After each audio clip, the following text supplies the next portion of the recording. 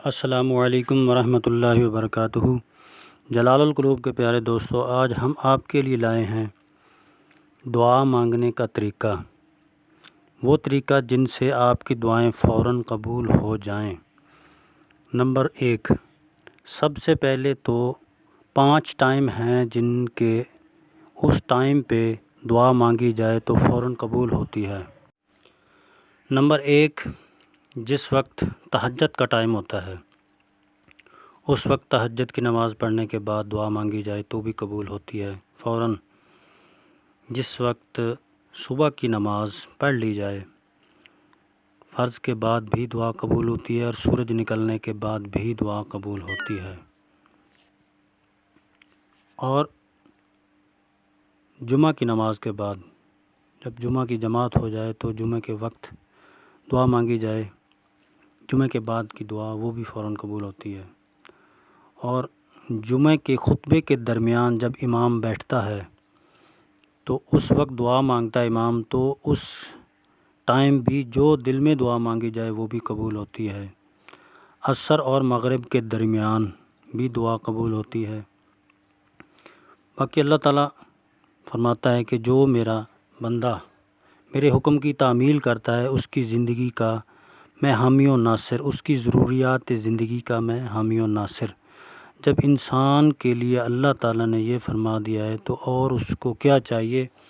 جو ضروریات زندگی کا مالک، ضروریات زندگی میں حامی و ناصر بن گیا مالک حقیقی انسان کا، اس کو اور کیا چاہیے؟ تو اس میں کیا ہمیں کرنا ہوگا؟ سچ بولنا اور حلال کھانا، رزق حلال اور صدق مقال، یعنی سچ بولنا اور حلال کا رزق کھانا۔ اللہ تعالیٰ فرماتا ہے جو میرا بندہ سچ بولتا ہے اور حلال کھاتا ہے تو جب بھی وہ دعا مانگے گا میں اس کی دعا فوراً قبول کرتا ہوں۔ اور جو مائیں بہنیں، بیویاں، بیٹیاں، بھائی پریشان ہیں کہ ہماری دعائیں قبول نہیں ہوتیں، تو ان کو اس طریقے پر عمل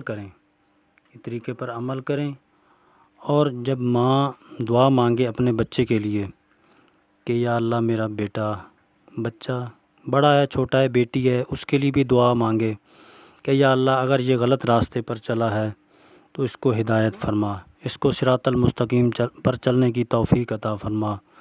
اگر بیٹی کے لیے دعا مانگے تو بھی اس کے لیے مانگے، ایسے ہی مانگے کہ یا اللہ میری بیٹی، اس کو نیک بنا اور صراط المستقیم پر چلنے کی توفیق عطا فرما، بیٹے کے لیے بھی ایسے مانگے۔ اور اگر بیوی دعا مانگ رہی ہے کہ یا اللہ میرے شوہر کے جو غلطیاں ہیں یہ اس کو صحیح کرنے کی، اس کو توفیق عطا فرما، اس کو صراط المستقیم پر چلنے کی توفیق عطا فرما، اس کو ایسے اعمال کرنے کی توفیق عطا فرما جس سے تو راضی ہوتا ہے، اور ہمارے رزق میں اضافہ فرما۔ انشاءاللہ العزیز ایسی دعائیں مانگے جو بیویاں ہیں، مائیں ہیں، بہنیں ہیں، بیٹیاں ہیں، وہ دعائیں مانگیں، اللہ تعالیٰ کی ذات فوراً قبول کرنے والی ہے۔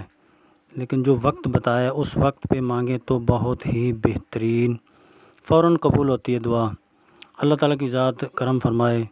جو بچے غلط راستے پر چلتے ہیں ان کے لیے بھی دعائیں مانگیں کہ یا اللہ اس کو ہدایت نصیب فرما، شرف قبولیت والی ہدایت نصیب فرما۔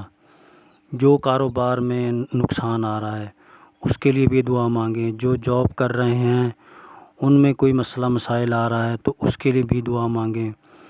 جو دفتر میں یعنی بزنس کوئی بھی چل رہا ہے اس کے لیے کوئی لاس آ رہا ہے یا کوئی مسائل چل رہا ہے، بہترین وقت ہے تہجد کا۔ تہجد کی نماز پڑھیں، دعا مانگیں کہ یا اللہ ہمارے یہ تو ہی کارساز ہے، تو ہی ہمیں ان معاملات سے کامیابی اور کامرانی عطا فرمانے والا ہے، ان سے نجات عطا فرما، ہمیں کامیابی عطا فرما اور ہمیں ہمیشہ کے لیے ہم سے راضی ہو جا، ایسے اعمال کروا ہم سے، ایسا بنا دے جس سے تو اور تیرا محبوب راضی ہو جائے۔ ان کے لیے بھی دعا مانگیں، اپنے بچوں کے لیے، بیٹیوں کے لیے دعا مانگیں کہ یا اللہ ان کے نصیب بلند و بالا فرما، ان کے نصیب اچھے فرما، تو ہی وہ کرنے والا ہے، تجھ سے ہی ہماری امید لگی ہے اور تو ہی ہمارا کارساز ہے۔ دعا مانگیں، عاجزی کے ساتھ دعا مانگیں، دل اس یقین کامل کے ساتھ مانگیں کہ جو دعا ہم نے مانگی ہے وہ فوراً قبول ہوگی۔ اور دعا میں کامیابی کا بہترین نسخہ بتا دوں آپ کو کہ اول اور آخر درود پاک پڑھ لیا کریں دعا کے درمیان، یعنی درمیان میں دعا اور اول اور آخر۔ دعا مانگنے سے پہلے درود پاک پڑھیں، درود ابراہیمی پڑھ لیں، اور بعد میں دعا مانگیں، پھر درود ابراہیمی پڑھیں۔ اس سے کیا ہوگا کہ یہ دعا کبھی رد نہیں ہوگی آپ کی، کیونکہ جو حضور کریم کی ذات پر جو بھی بندہ درود پاک پڑھتا ہے تو وہ سیدھا ہی فرشتے لے جاتے ہیں حضور کریم کی بارگاہ میں، اس کے درمیان جو چیز ہوگی یا جو دعا ہوگی وہ بھی فوراً قبول ہوگی۔ بروز جمعہ یا جمعرات کے دن یہ انسان کے منہ سے جب درود پاک نکلتا ہے تو خود حضور کریم کی بارگاہ میں ڈائریکٹ پہنچتا ہے، بعد میں فرشتے لے جاتے ہیں، ان کی ڈیوٹی لگی ہوئی ہیں۔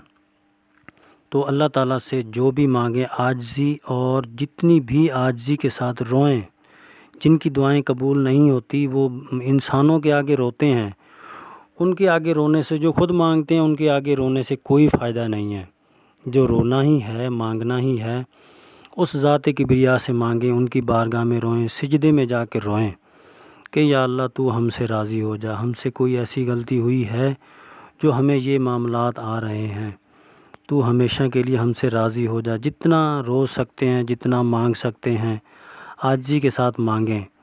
ویسے بھی انسان کو دکھ آئے تو رونے شروع ہو جاتا ہے، اس رونے کو ہٹ کے جب اللہ تعالیٰ کی ذات میں وہی رونا آپ کا مقبول و منظور ہو گیا تو آپ کو زندگی میں ایسے معاملات، دکھ، تکلیف، پریشانی، رونا یہ کبھی نہیں آئے گا جب اللہ تعالیٰ آپ سے راضی ہو گیا تو ضروری نہیں ہے کہ انسان غیر اللہ کے آگے منگتا بنے یا بھیک مانگے، یا جو بھی مانگیں بارگاہ الہی سے مانگیں۔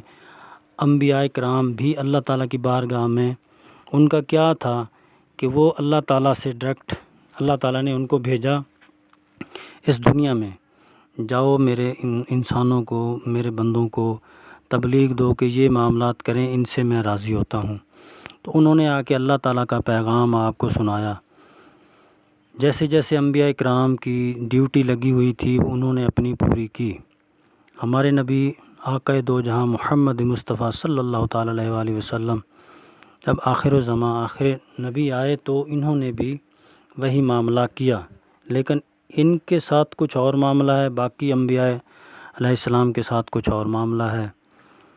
یہ سب سے اولیٰ اور اعلیٰ، سب سے اول اور اعلیٰ اور آخر میں آنے والا، بہت ہی خوش نصیب وہ انسان ہے جو اپنے نبی محمد مصطفیٰ صلی اللہ تعالیٰ علیہ وآلہ وسلم کے امتی ہیں۔ ان سے زیادہ خوش نصیب کوئی ہے ہی نہیں میرا سوچ کے مطابق۔ باقی ہر انسان کی اپنی اپنی سوچ ہے، ہر ایک انسان کا اپنا اپنا ذوق ہے، جو جس کے ساتھ جتنا خوش ہے وہ خوش رہے۔ باقی اللہ تعالیٰ کی ذات آپ کو کامیابی و کامرانی عطا فرمائے۔ اپنے لیے دعا مانگیں، اپنے عزیز و اقارب کے لیے دعا مانگیں، اپنے بہن بھائیوں کے لیے مانگیں، جو بیمار ہیں ان کے لیے مانگیں۔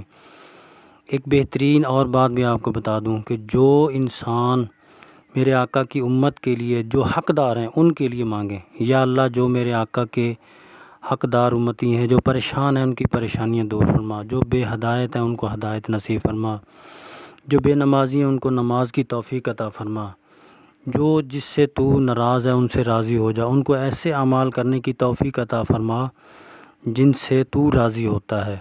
جو اپنے عزیز و اقارب بچوں کے لیے دعا مانگتے ہیں تو اپنے لیے دعا مانگنے کی ضرورت ہی نہیں پڑے گی، انشاءاللہ آپ کو اللہ تعالیٰ کی ذات ویسے ہی نواز دے گی۔ تو اللہ تعالیٰ کی ذات آپ پہ کرم فرمائے اور مزید آپ کے لیے آسانیاں پیدا فرمائے۔ ملتے ہیں نیکسٹ عمل، نیکسٹ وظیفے کے ساتھ۔ دعاؤں میں یاد رکھنا، اور ہمارے چینل کو جو نئے دوست ہیں یا پرانے ہیں جنہوں نے چینل کو سبسکرائب نہیں کیا تو سبسکرائب کر لیں اور بیل آئیکن کو پریس کر لیں تاکہ ہر آنے والی نئی ویڈیو کا نوٹیفیکیشن آپ کو ملتا رہے۔ جزاک اللہ۔